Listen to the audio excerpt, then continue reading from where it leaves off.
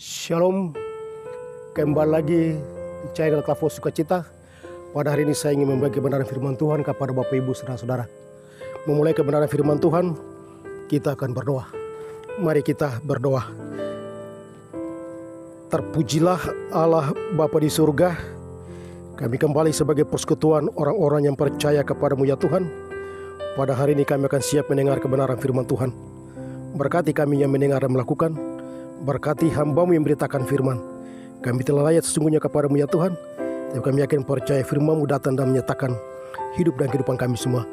Demi Kristus Yesus firman yang hidup, kami berdoa. Amin. Firman Tuhan dari Alkitab Perjanjian Baru, Kitab Injil Yohanes pasal 20 ayat 24 hingga ayat yang ke-29. Yang demikian bunyinya, Yesus menampakkan diri kepada Thomas. Tetapi Thomas, seorang dari kedua belas murid itu yang disebut Didimus, tidak ada bersama-sama mereka ketika Yesus datang ke situ. Maka kata murid-murid yang lain itu kepadanya, "Kami telah melihat Tuhan." Tetapi Thomas berkata kepada mereka, "Sebelum aku melihat bekas paku pada tangannya, dan sebelum aku mencucukkan jariku ke dalam bekas paku itu dan mencucukkan tanganku ke dalam lambungnya, sekali-kali aku tidak akan percaya." 8 hari kemudian murid-murid Yesus berada kembali dalam rumah itu, dan Thomas bersama-sama dengan mereka. Sementara pintu-pintu terkunci, Yesus datang dan ia berdiri di tengah-tengah mereka dan berkata, "Damai sejahtera bagi kamu." Kemudian ia berkata kepada Thomas, "Taruhlah jarimu di sini dan lihatlah tanganku, ulurkanlah tanganku dan cucukkan ke dalam lambungku, dan jangan engkau tidak percaya lagi, melainkan percayalah." Thomas menjawab dia, "Ya Tuhanku dan Allahku." Kata Yesus kepadanya, "Karena engkau telah melihat aku, maka engkau percaya. Berbahagialah mereka yang tidak melihat namun percaya." Demikian pembacaan firman Tuhan. Yang dikatakan berbahagia Bapak Ibu saudara-saudara, tidak saja kita mendengar firman Allah, tapi kita melakukan firman-Nya dalam hidup dan kehidupan kita hari lepas hari. Saudara-saudara yang terkasih dalam Yesus Kristus, firman Tuhan dari kitab Injil Yohanes pasal 20 ayat 24 hingga ayat yang ke-29 dengan tema khotbah makna kebangkitan Kristus. Sekali lagi dengan tema khotbah makna kebangkitan Kristus. Bapak Ibu yang terkasih dalam Yesus Kristus, dalam persiapan dan menjelang masa tujuh sengsara Tuhan Yesus yang kita lalui, dan kita akan menuju kepada masa peristiwa, yaitu kematian Yesus Kristus. Dalam masa-masa sengsara yang kita memperingati sebagai persekutuan orang-orang yang percaya, sebagai warga gereja, warga jemaat, tapi juga sebagai orang Kristen, umat Tuhan, kita nyatakan bahwa Tuhan datang ke dalam dunia untuk rela dan sengsara, bahkan menderita, bahkan mati di atas kayu salib. Peristiwa kesengsaraan Tuhan Yesus akan terakhir, dan kita akan menantikan tentang peristiwa, yaitu menuju kepada apa yang disebut Jumat Agung. Peristiwa ini juga dilengkapi dengan peristiwa karya dan pekerjaan Yesus bersama dengan murid-muridnya. Ketiga, Yesus bersama dengan para murid-muridnya yang telah bekerja sekian lama, tapi juga ada masa pertanggungjawaban Yesus Kristus kepada Sang Bapa di surga, dan ia bersama dengan para murid-muridnya yang harus ada. Dan ketiga, Kristus harus rela dan menderita, bahkan dan mati di atas kayu salib. Ada para murid-murid yang bersama dengan Yesus. Di antara mereka yang tadi percaya, bahkan yang tidak percaya. Salah satu tokoh gerangannya adalah Thomas, seorang dari kedua belas murid itu yang disebut Didimus, yang tidak ada bersama-sama dengan mereka ketika Yesus datang ke situ. Maka kata murid-murid yang lain itu kepadanya, "Kami telah melihat Tuhan." Tapi Thomas berkata kepada mereka, "Sebelum aku melihat bekas paku pada tangannya, dan sebelum aku mencucukkan jariku ke dalam bekas paku itu, dan mencucukkan tanganku ke dalam lambungnya, sekali-sekali aku tidak akan percaya." Ini bentuk pengakuan iman dari seorang murid, yaitu Thomas, yang ikut tadi bersama-sama selaku murid Tuhan, tapi ia tidak percaya tentang peristiwa kematian dan kebangkitan Kristus yang telah lakukan dalam perjalanan sebagai murid Tuhan. Ada beberapa hal yang kita belajar dari pengalaman Yesus bersama murid-murid, tapi juga dari pengalaman mereka yang percaya dan mereka yang tidak percaya. 8 hari kemudian murid-murid itu Yesus berada kembali dalam rumah itu, dan Thomas bersama-sama dengan mereka.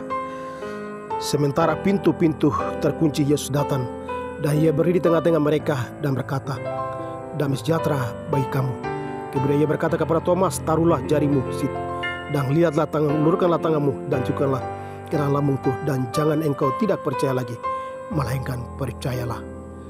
Bapak Ibu yang terkasih dalam Yesus Kristus, belajar dari pengalaman Yesus bersama dengan murid-murid, ini adalah persoalan iman dan percaya, tapi juga bagaimana menjadi orang-orang yang percaya dan berguna bagi kemuliaan Tuhan. Dari konteks firman Tuhan dari Yohanes pasal 20 ayat 24 hingga ayat yang ke-29, ada 2 hal yang perlu kita juga lakukan sebagai persekutuan umat Tuhan dalam memasuki tapi juga dalam mengakhiri masa-masa sengsara Tuhan Yesus. Yang pertama, kita belajar pengalaman Yesus dan bersama dengan para murid-muridnya.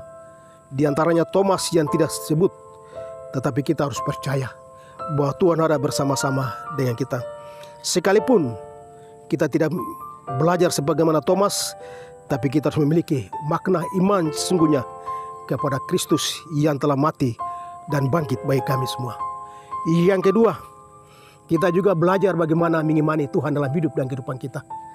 Sekalipun kita tidaklah Tuhan, tapi cara iman kita mengimani bahwa Tuhan ada dalam hidup dan kehidupan kita. Thomas yang sesungguhnya, ia harus menyatakan pembuktian bahwa ia harus menaruh jarinya di atas lambung daripada tubuh daripada Kristus. Tetapi Kristus menyatakan kepadanya, "Berbahagialah mereka yang tidak melihat namun percaya." Begitu pula kita di masa kini, kita harus percaya kepada Tuhan Yesus Kristus, yang nanti beberapa saatnya kita akan memperingati makna peristiwa kematian tetapi juga kebangkitan Yesus Kristus yang adalah kemenangan bagi kita semua.